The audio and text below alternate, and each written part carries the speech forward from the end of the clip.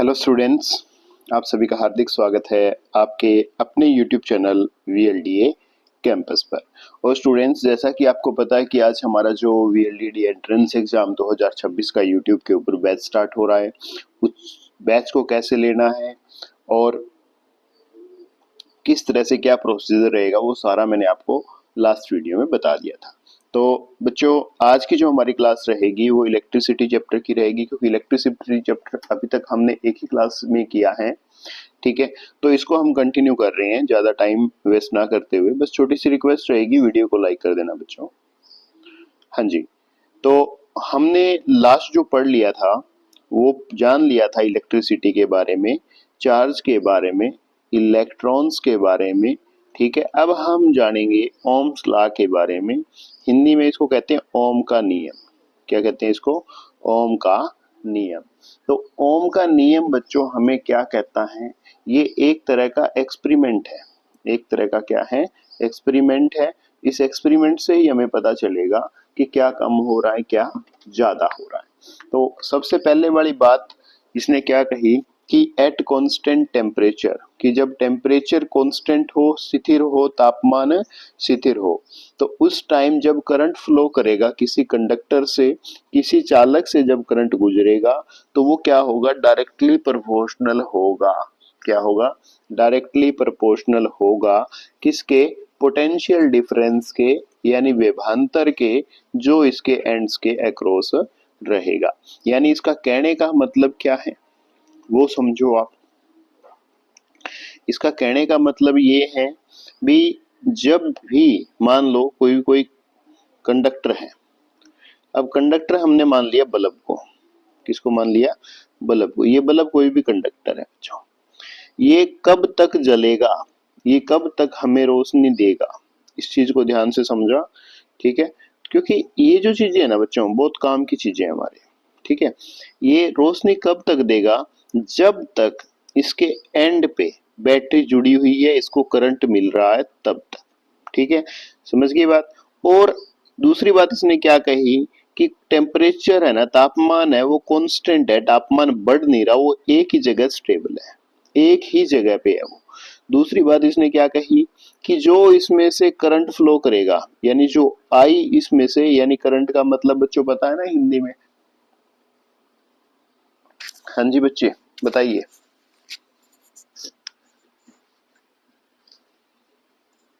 बताओ बताओ।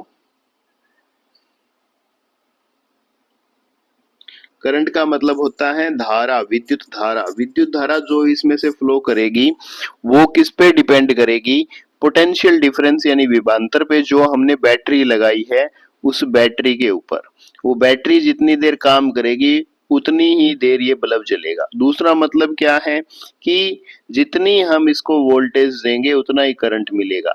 यानी जितना विभवांतर देंगे, जितनी बैटरियां लगाएंगे, उतना ही इसमें से क्या फ्लो करेगा? विद्युत धारा इसमें से गुजरेगी। ठीक है, मान लो, अब एग्जांपल देता हूँ। अब यहाँ हमने 1 वोल्ट की बैटरी लगा दी, तो यहाँ से 1 एम्पियर का करंट जा रहा है। एग्जाम्पल दिया है मैंने। 2 वोल्ट लगा दी तो कितना जाएगा? 2 एम्पियर का। 3 वोल्ट लगा दी तो कितना जाएगा? 3 एम्पियर का। ठीक है, वोल्ट क्या है? जो पोटेंशियल डिफरेंस है उसकी एसआई यूनिट रहेगी। एम्पियर क्या है? आपकी विद्युत धारा यानी इलेक्ट्रिक करंट की एसआई यूनिट रहेगी। तो इसका मतलब समझ आ गया कि उतना ही करंट फ्लो करेगा जितनी हम इसको वोल्टेज देंगे, उतना ही उतनी ही विद्युत धारा इसमें से जाएगी जितना हम इसको विभवांतर देंगे। ठीक है, तो इसका मतलब क्या हुआ बच्चों? इतनी बात समझ आ गई हो तो इसने कहा कि V है ना, वो डायरेक्टली प्रोपोर्शनल हो जाएगा किसके? I के। ठीक है, मैं कहने का मतलब जितनी ज्यादा वोल्टेज होगी उतना ही ज्यादा क्या होगा? करंट। जितनी ज्यादा जो हम इसको बैटरियां कनेक्ट करेंगे उतनी इसमें से विद्युत जो धारा है वो फ्लो करेगी बच्चों। ठीक है, अब ये जो निशान यहाँ से हटेगा तो इसकी जगह एक कांस्टेंट आएगा, वो आएगा R। क्या आएगा? R। तो ये बन जाएगा बच्चों V is equal to IR। दूसरा क्या है? R क्या रहता है इसका? R को कहते हैं रेजिस्टेंस। अब ये रेजिस्टेंस क्या है? ये कांस्टेंट है एक तरह का। तो रेजिस्टेंस क्या होता है? रेजिस्टेंस क्या होता है बच्चों? रेजिस्टेंस होता है प्रतिरोध। प्रतिरोध का मतलब क्या होता है? रास्ते में जो रुकावट है वो। ठीक है, तो इसको आगे पढ़ेंगे हम, डोंट वरी। बस एक बात समझ लीजिए। दूसरी बात क्या समझा दूं, इसके ग्राफ की बात कर लेते हैं। ग्राफ वाली बात जो करते हैं वो बहुत इंपॉर्टेंट है। कैसे? अब मैंने आपको एक बात कही कि जो वोल्टेज है वो 1 एम्पियर है। ठीक है, इस ग्राफ से ध्यान से समझ लेना, ये वोल्टेज को दिखा रहा है, ये करंट को दिखा रहा है। अब वोल्टेज हमारी 1 एम्पियर है, करंट भी, सॉरी वोल्टेज 1 वोल्ट है तो करंट 1 एम्पियर रहेगा। वोल्टेज अगर हमारी 2 वोल्ट है तो करंट कितना हो जाएगा? 2 एम्पियर। तो इसी तरह से ये लगातार बढ़ता जाएगा। लगातार क्या है? बढ़ता जाएगा। जैसे वोल्टेज बढ़ेगी यानी जो आपका विभवांतर बढ़ेगा, ठीक है, उसी तरह से आपका जो विद्युत धारा है वो फ्लो करेगी। ठीक है जी, समझ आ गई बात? विभवांतर नहीं, सॉरी विभव। ठीक है, पोटेंशियल को क्या कहते हैं? विभव कहते हैं। पोटेंशियल डिफरेंस को विभवांतर कहते हैं। ठीक है, उसके बाद तो ये सारा जो यही प्रोसीजर रहेगा, यानी ये सीधी लाइन बनेगी, सरल रेखा बनेगी। ठीक है, स्ट्रेट लाइन बनेगी। अब आपसे क्वेश्चन पूछ ले कि विद्युत धारा और जो विभव रहेगा उसके बीच में जो ग्राफ बनेगा वो कैसा बनेगा, यानी वोल्टेज और इलेक्ट्रिक करंट के बीच में जो ग्राफ बनेगा वो कैसा बनेगा? स्ट्रेट लाइन, सरल रेखा, सीधी रेखा। ये उसका आंसर रहेगा। ठीक है, इतनी बात समझ आ गई जी। इसके बाद बच्चों ये दोनों बातें, एक बात तो आपको समझ आ गई, अब दूसरी समझा देते हैं भाई। दूसरी बात समझनी बहुत जरूरी है। अब हमने ये तो समझ लिया कि जो V है वो डायरेक्टली प्रोपोर्शनल रहेगा I के। ये प्रोपोर्शनलिटी हटेगी तो एक रेजिस्टेंस आएगा, और सॉरी एक कांस्टेंट आएगा R, V is equal to I R हो गया। अब यहाँ से अगर हम I निकालें तो R V के बाय में चला जाएगा, V के नीचे चला जाएगा। ये फॉर्मूला बन गया यहाँ से इलेक्ट्रिक करंट निकालने का। ठीक है, तो यहाँ भी एक इक्वेशन बन रही है, वो ये बन रही है बच्चों, I है ना, V कांस्टेंट बन जाएगा। ठीक है, तो 1 बाय क्या हो जाएगा? IR। अब इसका मतलब क्या है? इसका मतलब ये है भाई, जो करंट है ना, जो धारा है आपकी, वो प्रतिरोध के क्या है? ऑपोजिट है, उल्टी है। उल्टी का मतलब क्या हुआ? यहाँ उल्टी का मतलब ये होगा कि अगर यहाँ हम करंट को बढ़ाएंगे तो रेजिस्टेंस घटेगा। ठीक है, समझ गए बात? अगर करंट घटेगा तो रेजिस्टेंस बढ़ेगा। अब दूसरे तरीके से भी इसको समझ सकते हैं। कैसे? रेजिस्टेंस बढ़ेगा तो करंट घटेगा, रेजिस्टेंस बढ़ेगा तो करंट घटेगा, और रेजिस्टेंस अगर कम होगा तो करंट बढ़ेगा। ये बात समझ आ गई भाई? ठीक है, ओके। और हिंदी मीडियम वाले बच्चे ना नोट कर लिया करो। क्या नोट कर लिया करो? उनको थोड़ा पढ़ने में आसानी होगी। ठीक है, क्योंकि मेरा फ्लो इंग्लिश मीडियम का ज्यादा है, तो आसानी कैसे होगी? अभी जैसे मैंने आपको बताया कि जो I है वो है विद्युत धारा, इसको I को लिख लो विद्युत धारा, और आगे इंग्लिश में जो मैं बोल रहा हूं ना करंट, वो लिख लो। ठीक है, V को लिख लो विभव, और इसके आगे लिख लो पोटेंशियल डिफरेंस, विभवांतर। ठीक है, समझ गए? उसके बाद R है, R को लिखो रेजिस्टेंस, बराबर में इक्वल टू में लिख लो प्रतिरोध। इससे आपको सारी चीजें समझ आने लग जाएंगी, थोड़ी इंग्लिश भी सीखने लग जाओगे और सारी चीजें अच्छे से समझ भी आने लग जाएगी। इतनी बात समझ आ गई जी। उसके बाद नेक्स्ट जो बात है, एक अच्छा सा क्वेश्चन है आप लोगों के लिए। अब एक छोटी सी बात आप मेरे को बताओ, छोटी सी बात, ज्यादा बड़ी बात आपसे नहीं पूछ रहा। ये कोई भी सर्किट हमने बनाया, ठीक है, ये हमने बैटरी लगा दी, ये हमने क्या कर दिया, इसमें बैटरी लगाने के बाद ये हमने की लगा दी इसमें। अब इसमें ये बताओ कि अगर जो वोल्टेज है वो 1 वोल्ट है तो करंट कितना रहेगा? आप कहोगे सर करंट भी बढ़ेगा। 2 वोल्ट कर दूं करंट और बढ़ेगा, 3 वोल्ट कर दूं करंट और बढ़ेगा। तो अब छोटी सी बात मैं आपसे पूछता हूं एक क्वेश्चन के माध्यम से, देखता हूं भी मैंने इसमें क्वेश्चन वो लगाया नहीं लगाया, नहीं लगाया। चलो बेसिकली बता देता हूं, डोंट वरी, क्योंकि क्वेश्चंस कवर करने बहुत जरूरी है। तो यहाँ ये कह रहा है कि अगर potential difference across the ends of a conductor is doubled, अगर हमने विभवांतर को किसी चालक के सिरों के थ्रू 2 गुना कर दिया, तो जो करंट उसमें से बह रहा है, जो विद्युत धारा उसमें से बह रही है, उस पर क्या फर्क पड़ेगा। मैंने कहा था कि वोल्टेज यानी जो विभवांतर है, जितना ज्यादा करेंगे करंट भी उतना ही हो जाएगा। विभवांतर कितना हो गया, 2 गुना, तो करंट भी कितना हो जाएगा, 2 गुना। ठीक है, समझ गए। पोटेंशियल डिफरेंस को दुगुना कर दिया तो जो इलेक्ट्रिक करंट है वो भी कितना हो जाएगा, दुगुना। अब यहाँ पे एक चीज और है, अगर हम पोटेंशियल डिफरेंस को यानी विभवांतर को आधा कर देते हैं तो इलेक्ट्रिक करंट भी क्या हो जाएगा, आधा। ठीक है, अब रेजिस्टेंस के थ्रू समझ लेते हैं। पहले वाली इक्वेशन के अकॉर्डिंग तो हो गया। ठीक है, पहले वाली कौन सी थी भाई, V is equal to I R.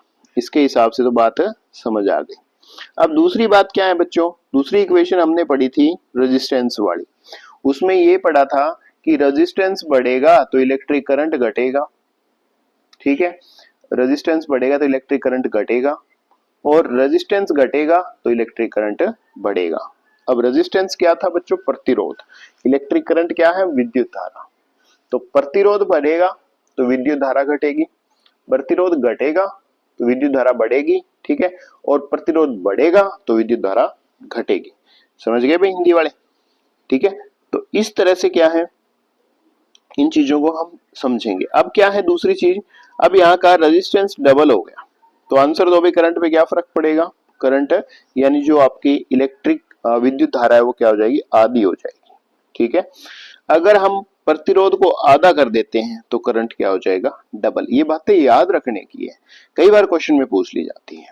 ठीक है, उसके बाद नेक्स्ट जो है बच्चों, इलेक्ट्रिक करंट जो डिपेंड करता है, जो स्ट्रेंथ है इलेक्ट्रिक करंट की, जो पावर है इलेक्ट्रिक करंट की, वो दो बातों पे निर्भर करती है। एक तो किस पे, पोटेंशियल डिफरेंस पे, यानी प्रतिरोध पे, सॉरी विभवांतर पे, कि हमने उसको कितनी वोल्टेज की बैटरी लगाई है। ठीक है, दूसरा वो डिपेंड करेगा रेजिस्टेंस ऑफ ए कंडक्टर पे। रेजिस्टेंस का मतलब क्या रहेगा, प्रतिरोध पे। भाई प्रतिरोध कैसा है, यानी जो विद्युत धारा है, इसका निचोड़ बता रहा हूं हिंदी वालों, विद्युत धारा है वो दो बातों पे डिपेंड करेगी, दो बातों पे निर्भर करेगी।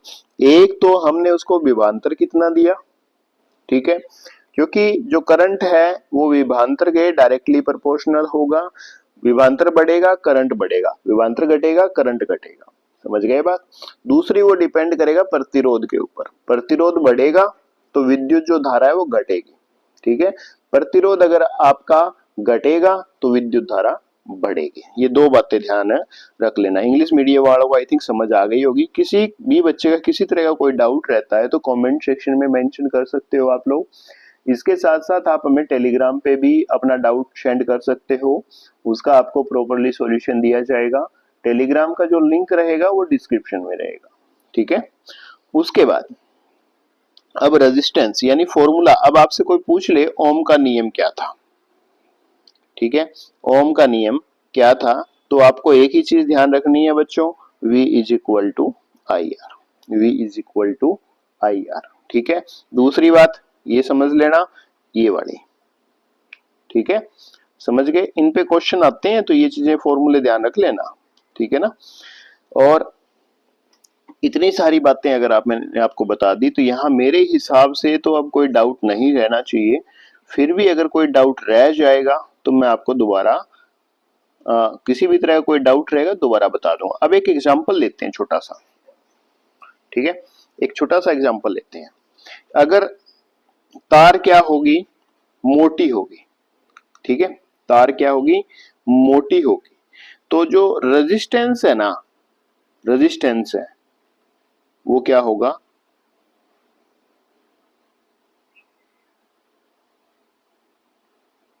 कम होगा। ठीक है, अगर तार पतली होगी तो रेजिस्टेंस क्या होगा, ज्यादा। ठीक है जी बच्चों, तो इस यहां से अगर कोई डाउट है तो अभी भी मैं आपको कह रहा हूं कमेंट सेक्शन में मेंशन कर देना। ठीक है, इतनी बात आपको समझ आ गई हो तो। अब रेजिस्टेंस ऑफ ए कंडक्टर, एक रेजिस्टेंस की बात करेंगे कंडक्टर के।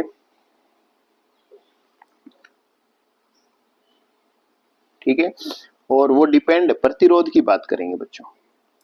ये factors affecting resistance of a conductor, ये बाद की बातें हैं।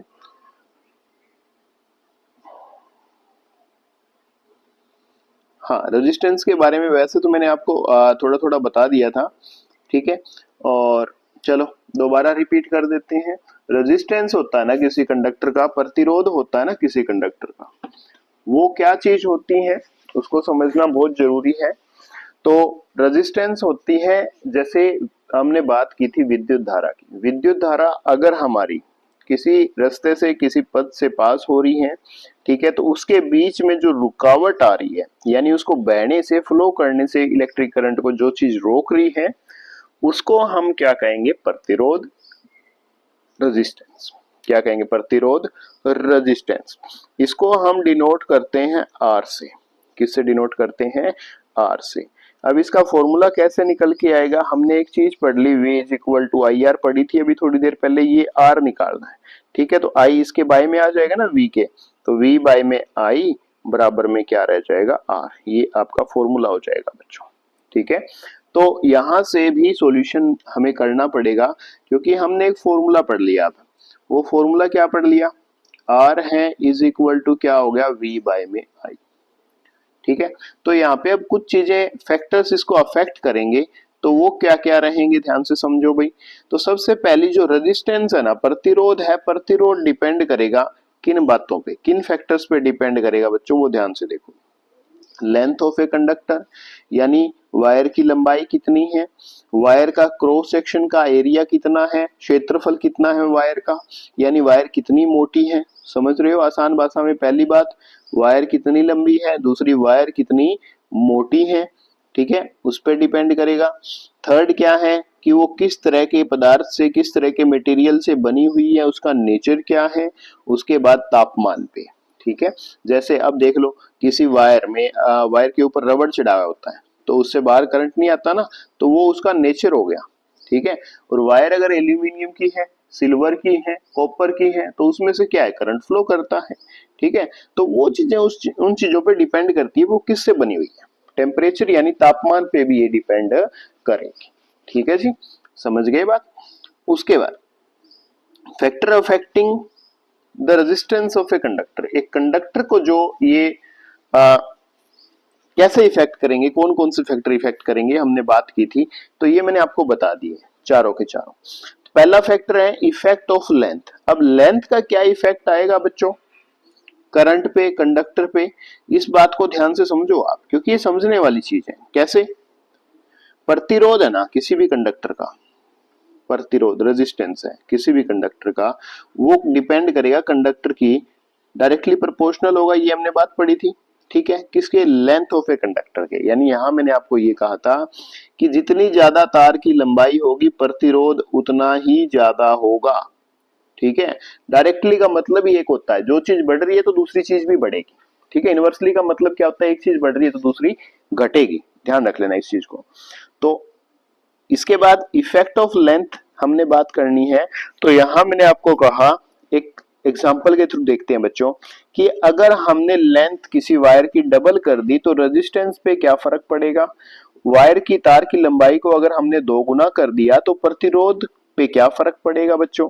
तो इसने कहा वो डायरेक्टली प्रोपोर्शनल होती है एक दूसरे के। डायरेक्टली का मतलब क्या? एक चीज बढ़ रही है दूसरी बढ़ेगी, एक को डबल कर दिया तो दूसरी भी क्या हो जाएगी? डबल हो जाएगी। अब किसी भी तार की जो लंबाई है उसको हमने क्या कर दिया? आधा कर दिया, ठीक है। तो उसके रेजिस्टेंस पे क्या फर्क पड़ेगा भाई? क्या फर्क पड़ेगा? मैंने ये कहा भी लेंथ को अगर हमने, लंबाई को हमने आधा कर दिया, तो जब लंबाई बढ़ रही थी तो जो रेजिस्टेंस था वो डबल हो रहा था, लंबाई आधी हो गई तो वो भी क्या हो जाएगा भाई? आधा हो जाएगा, रेजिस्टेंस भी क्या हो जाएगा? आधा। अब एग्जांपल आपके लिए एक छोटी सी बात, जितनी लंबी तार होगी उतना ही ज्यादा रेजिस्टेंस रहेगा, उतना ही ज्यादा प्रतिरोध रहेगा। जितनी छोटी तार होगी रेजिस्टेंस उतना ही कम रहेगा, ठीक है बच्चों। उसके बाद नेक्स्ट जो बात करेंगे हम एरिया ऑफ क्रॉस सेक्शन की। हमने कहा था कि तार का जो मोटाई है, तार की मोटाई पे भी ये चीज डिपेंड करेगी भाई, जितनी ज्यादा वो इनवर्सली प्रोपोर्शनल होगा, ये भी मैंने आपको बताया था। तो इसका मतलब क्या रहेगा? देखो फॉर्मूले याद रखते चलो, जो प्रतिरोध है वो इनवर्सली प्रोपोर्शनल होता है उसके एरिया के। यानी इसका मतलब क्या है? अब रेजिस्टेंस को हमने दुगुना कर दिया तो ये क्या हो जाएगा? आधा। क्या हो जाएगा, आधा। अगर रेजिस्टेंस को आधा कर दिया तो ये क्या हो जाएगा, दुगना। अब इस चीज को कैसे समझाऊंगे आप लोगों को, देखो रेजिस्टेंस की बात करते हैं तो रेजिस्टेंस हमने 2 ले लिया, ठीक है, तो एरिया क्या हो जाएगा उसका, आधा। ये भी चीज समझने की चीजें होती हैं बस ये, ठीक है। उसके बाद क्वेश्चन है नेक्स्ट, बड़ा अच्छा क्वेश्चन है। अगर किसी भी तार का जो डायमीटर है उसको हम डबल कर देते हैं तो रेजिस्टेंस पे क्या फर्क पड़ेगा, क्या फर्क पड़ेगा भाई बताओ, यहां से समझो। रेजिस्टेंस किसी भी तार का होगा वो इनवर्सली प्रोपोर्शनल होगा स्क्वायर ऑफ डायमीटर के। तो यहाँ क्या है, प्रतिरोध को क्या किया हमने, प्रतिरोध का जो डायमीटर है, ठीक है, diameter of a wire, diameter को हमने दुगुना कर दिया तो रेजिस्टेंस पे क्या फर्क पड़ेगा, डी का मतलब डायमीटर है यहाँ, ठीक है, फॉर्मूले में रख दो।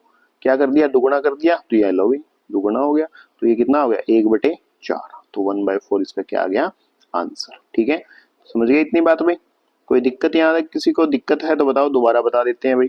इसको याद रखना है ऐसे कि जो रेजिस्टेंस है वो डायरेक्टली प्रोपोर्शनल होगा डायामीटर के स्क्वायर के। डायामीटर का मतलब क्या है, डायामीटर का मतलब होता है बच्चों व्यास, ठीक है, क्या होता है व्यास। व्यास क्या होता है, ये कोई भी सर्कल है, ठीक है, तो उसकी सेंटर से जो लाइन पास होगी दूसरे किनारे तक मिलती है उसको हम व्यास बोलते हैं, अभी डायामीटर बोलते हैं, ठीक है। आधी होगी तो उसको हम त्रिज्या बोलेंगे, आ गया याद, ठीक है।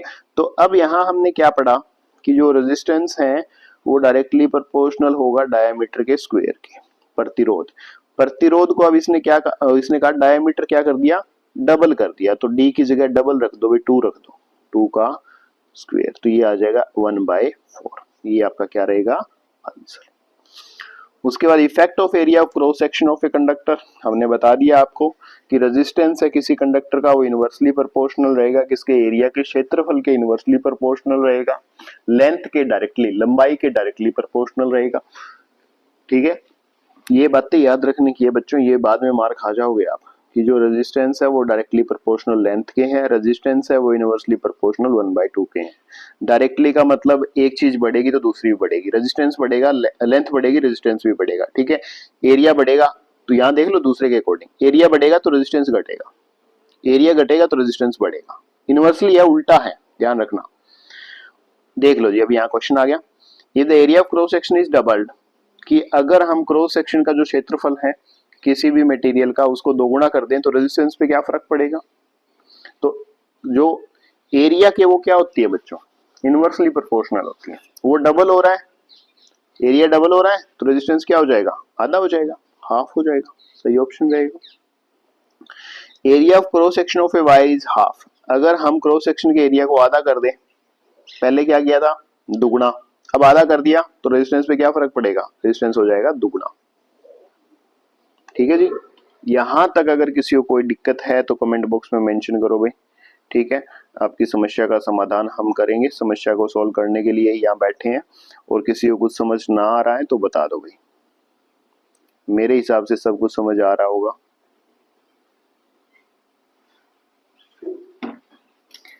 जी बच्चों, और जो ये क्लासेज है ना एक दूसरे से लिंक रहेगी, ध्यान रखना। नेक्स्ट देखो, अब short length of thick wire is used for getting low resistance, अगर हमने तार की जो लंबाई को छोटा रख दिया तो उससे क्या है, रेजिस्टेंस कम पैदा होगा, प्रतिरोध कम पैदा होगा। जितनी ज्यादा, यहाँ देखो अब long wire of thin area is use for getting high resistance, लंबी वायर, ठीक है, एरिया क्या हो जिसका क्या हो कम, ठीक है, तो वहां से रेजिस्टेंस क्या निकलेगा ज्यादा। अब यहाँ से ना दो बातें क्लियर हो रही है इस जगह से। अब देखो पहली बात लंबी वायर कह दी, तो जो रेजिस्टेंस है वो डायरेक्टली प्रोपोर्शनल है लेंथ के, ठीक है, प्रतिरोध है वो क्या है, लंबाई के डायरेक्टली प्रोपोर्शनल है, यानी एक चीज बढ़ेगी तो दूसरी भी बढ़ेगी, ठीक है जी। अब इसने कहा थिन एरिया, क्या कहा, थिन एरिया, जितना एरिया कम होगा रेजिस्टेंस उतना ही क्या होगा ज्यादा, बस दो बातें ध्यान रखनी और कुछ नहीं, लो जी, ठीक है, समझ गए बात, यहां तक कोई दिक्कत है तो बताओ भाई। हाँ, अब यहाँ एक क्वेश्चन और आ गया, इसने कहा diameter of a wire is half then resistance becomes, diameter को अगर हम आधा कर देते हैं तो रेजिस्टेंस पे क्या फर्क पड़ेगा? तो हमने पढ़ा रेजिस्टेंस है डायरेक्टली प्रोपोर्शनल होगा 1/d² के, पढ़ा जी बच्चों। तो यहाँ क्या है, डायमीटर को हम आधा कर देते हैं, ये लो जी आधा कर दिया, ठीक है, तो 1/1/4 हो गया। अब पहले की गुणा होती है चौथे के साथ, तो पहले का चौथा यही है भाई, 4 ऊपर चला जाएगा, ठीक है, तो रेजिस्टेंस क्या हो जाएगा, 4 गुना।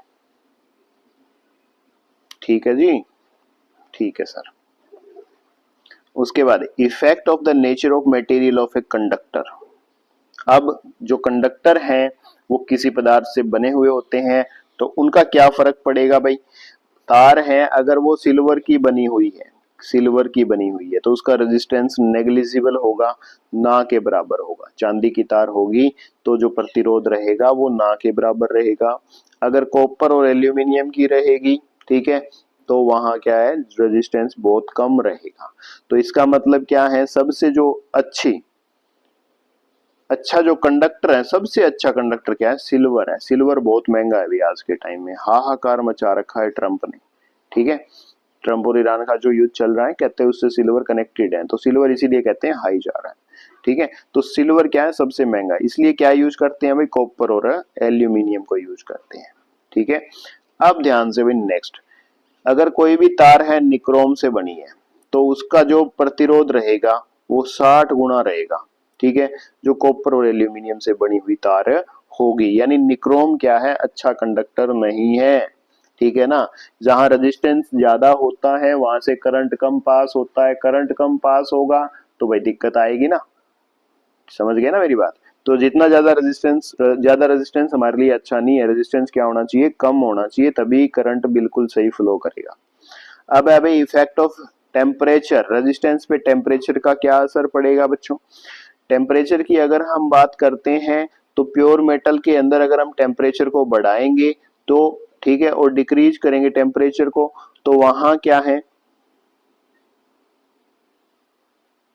हाँ, इसने कहा कि जो रेजिस्टेंस है वो क्या है, टेम्परेचर बढ़ाएंगे तो वो बढ़ जाएगा, टेम्परेचर को घटाएंगे तो वो घट जाएगा, यानी टेम्परेचर के ऊपर डायरेक्टली प्रोपोर्शनल है, ठीक है। गर्मियों की बात करते हैं, एग्जांपल लेते हैं हम।